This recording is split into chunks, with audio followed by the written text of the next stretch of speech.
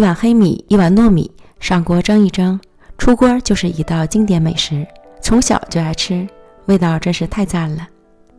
150克黑米，150克糯米，洗净后分别浸泡4小时以上，用手轻易能碾碎的状态就可以了。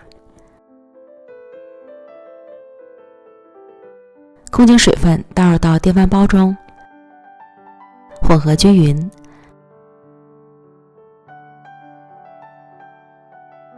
同煮米饭一样，将米煮熟。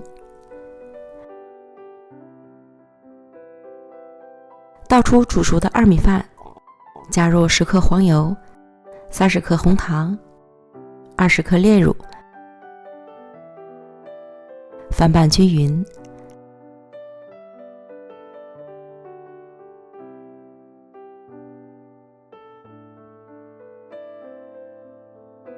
冷却至温热后，装入模具。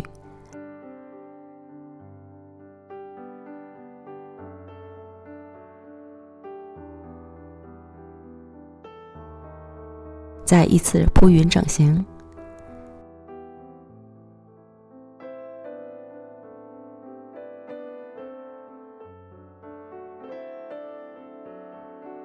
表面可以摆些红枣、玉米粒儿。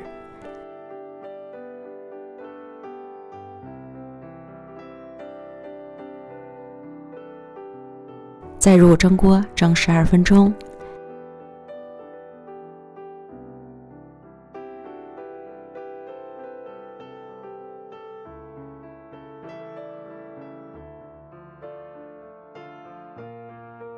香喷喷的黑米仔就做好了，放凉吃更加黏糯筋道，口感更好。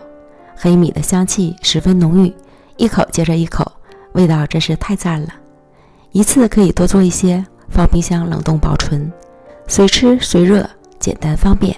喜欢的朋友就赶快做起来吧。